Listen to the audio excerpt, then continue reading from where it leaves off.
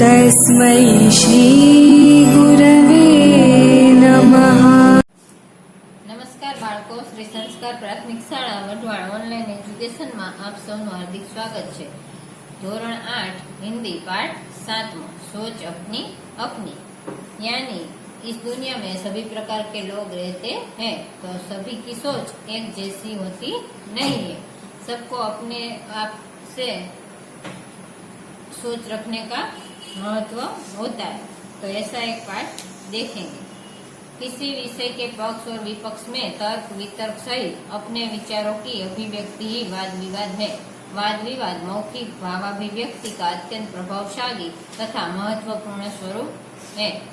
आप कभी कभी टीवी देखते होंगे तो आपको पता होगा, टीवी में डिबेट आती है, ऐसे ही होती है। दो पक्ष होते हैं और दोनों में वाद विवाद रहता है। एक ये विषय पर चर्चा करता है तो दूसरा दूसरे विषय पर चर्चा करता है, और लोग अमुक बात पे समर्थन देते हैं या विरोध भी करते हैं। वाद विवाद में कोई एक विषय निर्धारित कर लिया जाता है। कुछ विद्यार्थी उस विषय के पक्ष तथा कुछ विपक्ष में अपने अपने तर्क इकट्ठे करके कार्यक्रम के दिन श्रोताओं के सामने प्रस्तुत करते हैं। एक वक्ता पक्ष में अपने विचार रखता है तो दूसरा वक्ता विपक्ष में। इस प्रकार वक्ताओं को अपनी बात की पुष्टि तथा विपक्षी के कथन के खंडन का अवसर मिलता है। तो आप यहाँ होते तो आपको जरूर ये वाद विवाद करवाते हैं,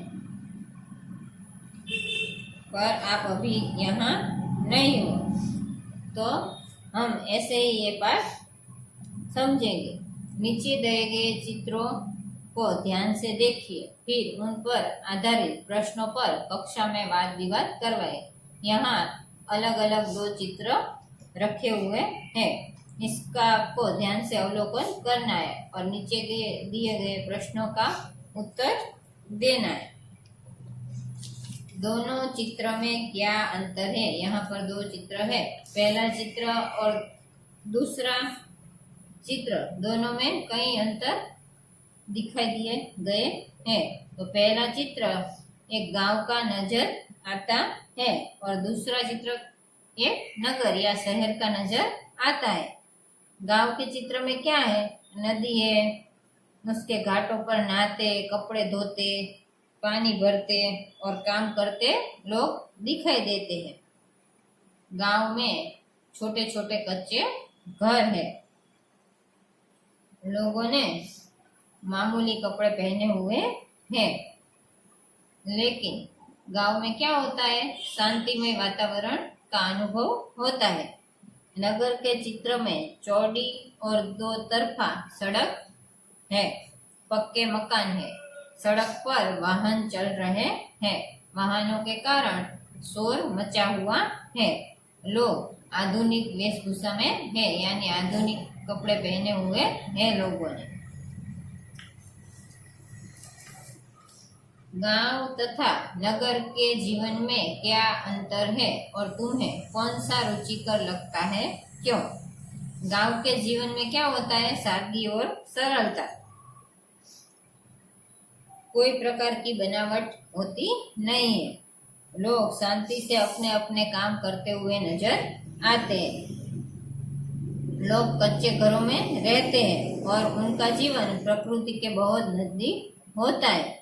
नदी कुएं का पानी लोग वहां के पीते हैं और अपने खेतों में उगाया अनाज तथा ताजी सब्जियां ही खाते हैं। तो शहर के जीवन में तड़क भड़क अधिक दिखाई देती है। लोग फैशनेबल कपड़े पहनते हुए नजर आते हैं और बहुमाली तथा पक्के मकानों में रहते हैं। वे लोग नदी और तालाब का पानी न पीते हुए नल का पानी पीते हैं और वो कभी भी खेत में सब्जियां या अनाज उगाते नहीं है। वो सब सब्जी और फल अनाज बाजार से खरीद कर ही लाकर खाते हैं। शहर की सड़कों पर वाहनों का शोर हमेशा होता है। लोग दुकानों, बैंकों और दफ्तरों में काम करते हैं। नगर के जीवन में अधिक शांति नहीं होती। लोगों का जीवन प्रकृति से बहुत दूर दिखाई देता है। नगर के जीवन में अनेक दोष है, फिर भी मुझे यहाँ का जीवन ही पसंद है।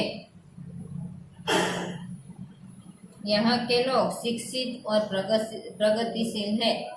शहर में अच्छे स्कूल और कॉलेज भी होते हैं। इनके कारण शिक्षण में योग्यता प्राप्त की जा सकती है। अनेक संस्थाएं, पुस्तकालय आदि व्यक्ति की योग्यता बढ़ाने में सहायक होते हैं।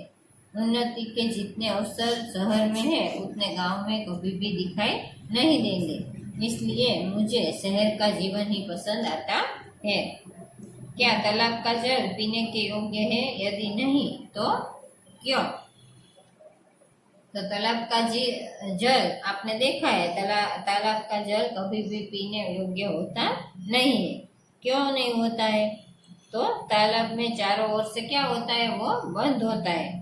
उसमें चारों ओर से बाहर की धूल, मिट्टी, कचरा आदि गिरता है। कभी कभी तो आसपास के पेड़ों के पत्ते भी उसमें गिरते हैं। यह सारी गंदगी तालाब के जल को प्रदूषित करती है। ऐसा दूषित जल पीने से क्या होता है, कभी कभी बीमारी भी होती है और वो बीमारी जानलेवा भी हो सकती है। इसलिए हमें कभी भी तालाब का पानी पीना नहीं चाहिए।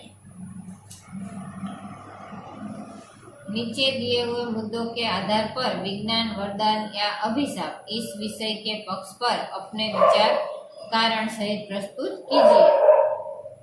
અહીંયા તમને અમુક શબ્દો આપેલા છે, એના આધારે તમારે આ વિજ્ઞાન વરદાન યા અભિશાપ એ નિબંધ લખવાનો હોય છે। તો કેવા કેવા શબ્દો આપેલા છે? પ્રદૂષણ, વીજળી, અંતરિક્ષ की खोज, डॉक्टरी सुविधा, दूरभाष, कंप्यूटर, परमाणु बम, पिस्तौल, यातायात, ग्लोबल वॉर्मिंग। तो आ शब्दों आधारे तमारे विज्ञान वरदान या अभिशाप ए विषय लखवानुं छे।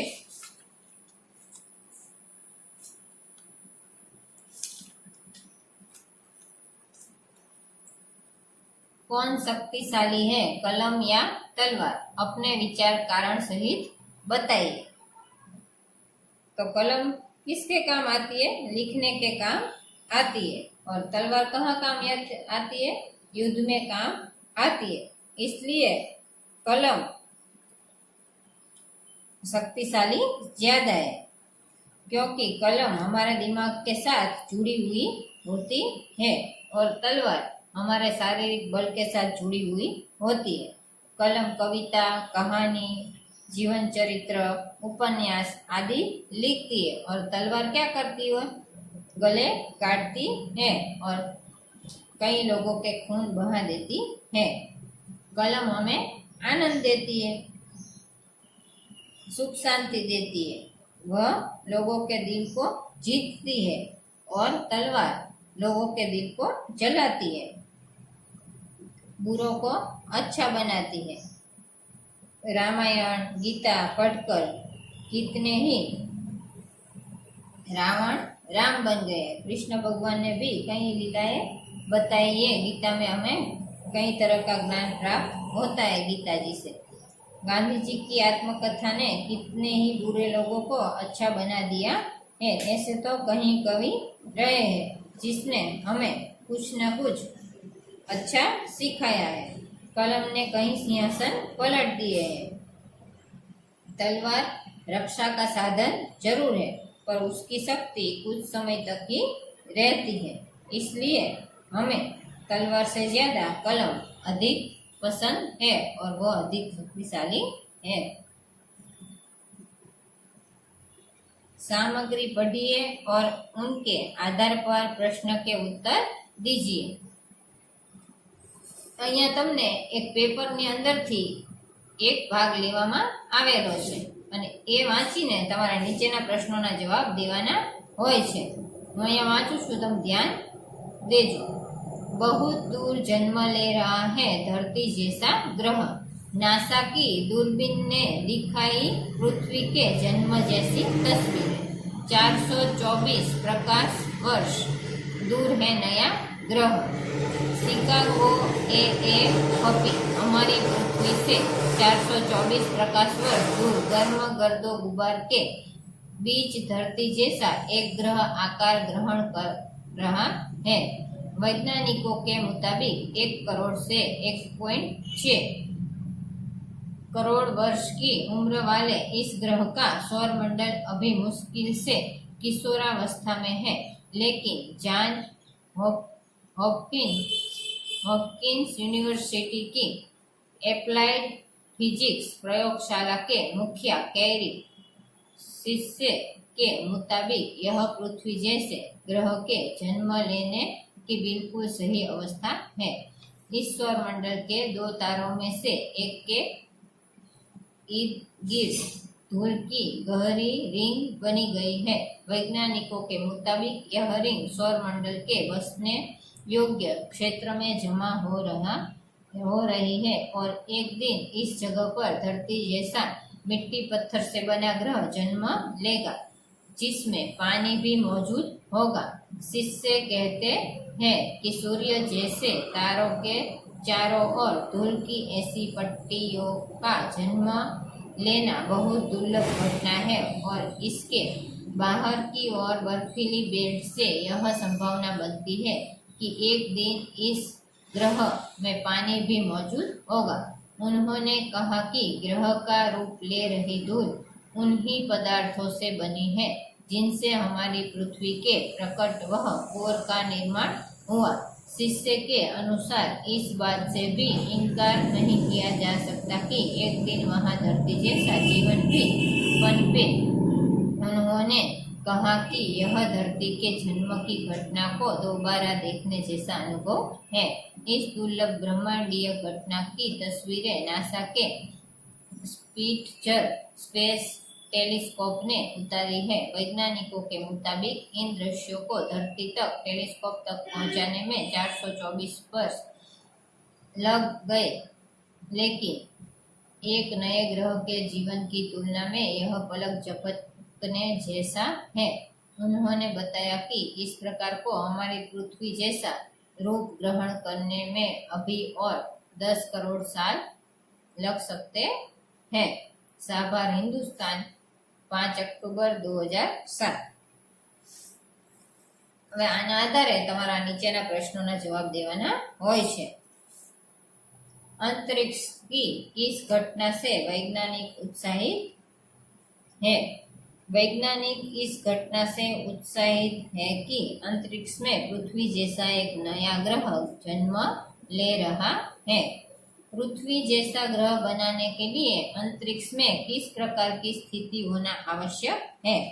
तो पृथ्वी जैसा ग्रह बनाने के लिए अंतरिक्ष में इस प्रकार की आवश्यकता होती है कि अंतरिक्ष में पानी मौजूद हो, इसके साथ धूल मिट्टी की परत हो, ऐसी चट्टानें हो जिनमें पृथ्वी की ऊपरी परतों का निर्माण हुआ है। रेखा खींचकर सही मिलाप करे। તમે ગુજરાતીમાં જેમ જોડકા જોડો છો એવી રીતે।